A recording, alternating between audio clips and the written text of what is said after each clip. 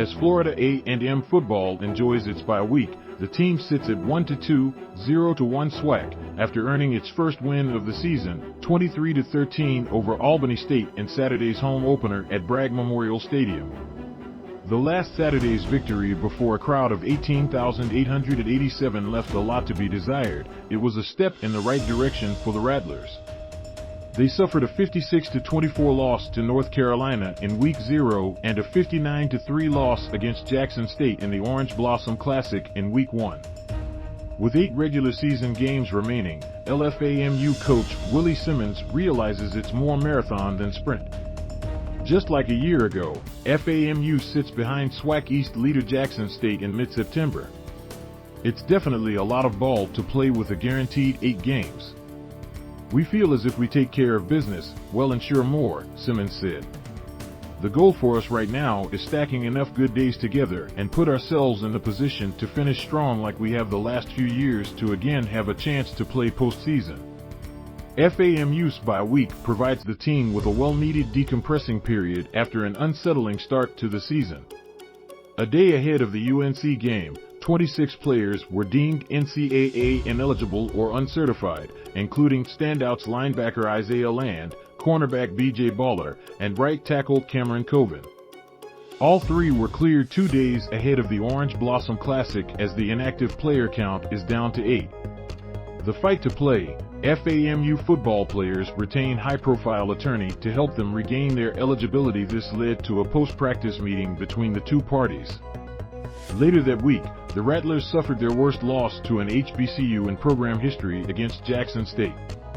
With those events behind it, FAMU can focus on gameplay while the university handles the internal workings of filling the compliance and athletic advising staff. Willie Simmons discusses FAMU's football season through the first 3 games, having a few days to look at film from all 3 games. What have you learned about your team? Simmons, what I've seen that we've shown in spurts that we can be really, really good. In moments against Carolina, we looked like a team that can play with Power 5 programs. Last weekend, we showed that we can have a dominant defense. Against Jackson State, we didn't do it as much, but we still had moments where we programs in not only HBCU football, but FCS. For us, it's about finding that magic formula that enables our guys to keep it on.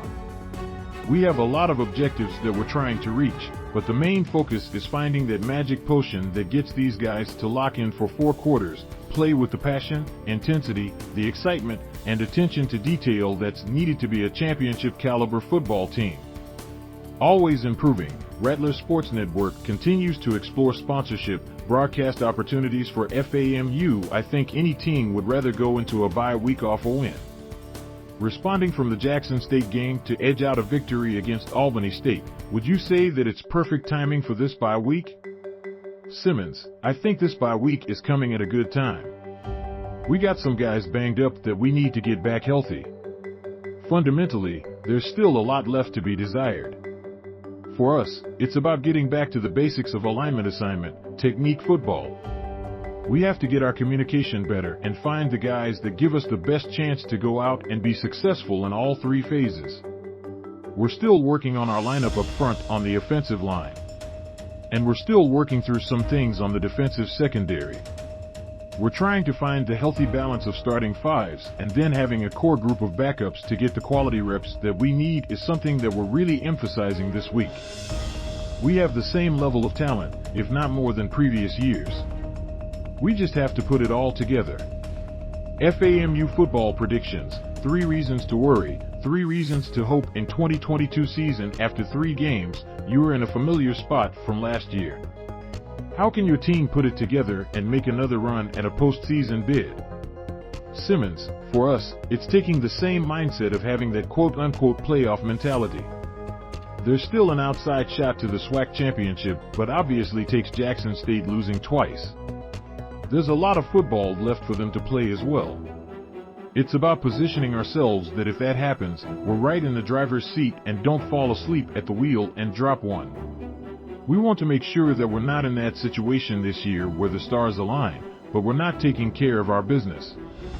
As far as the playoffs go, the chance of us making it as an 8-win team is significantly lower than a 9-win team. We can find a way to get hot and run the table, maybe crack that FCS top 25 again. The FCS playoffs is a real possibility.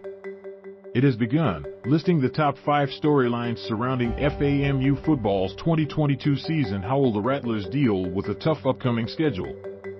The next 7 of your final 8 games are all SWAC competitions. The one non-conference game is against the reigning HBCU national champions. How does your team lock in for this conference schedule? Simmons, the SWAC's a tough conference. Every week, you got to come ready to play. Fortunately, we have the majority of those games here at home. But we do have to travel to some tough places. So again, this is one game at a time. We can't think about November right now without focusing on next week.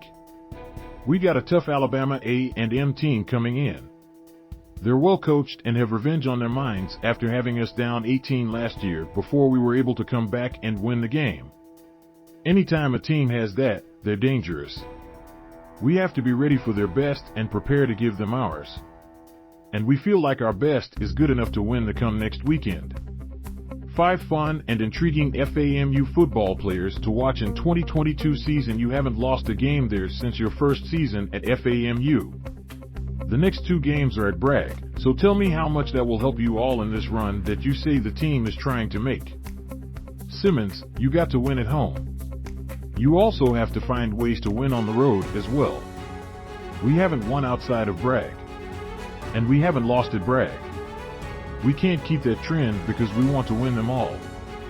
We got to bring the energy that we have at Bragg with our student section, DJ Loose Kid, the Marching 100, and even our alumni side. We have one of the best game day atmospheres out there. Our guys really feed off of playing at home in front of our crowd and being in our locker room. The fact that our next 2 games are here hopefully gives us a little bit of a boost of energy, excitement, and focus that we're going to need in order to go out and play really good football. But we have to turn around and learn how to win on the road. Here are FAMU football's must-watch games for the 2022 season. What have you seen from your transfers from the first 3 games? Simmons, some guys have made major contributions. Obviously, Jeremy Musa is the starting quarterback for us right now.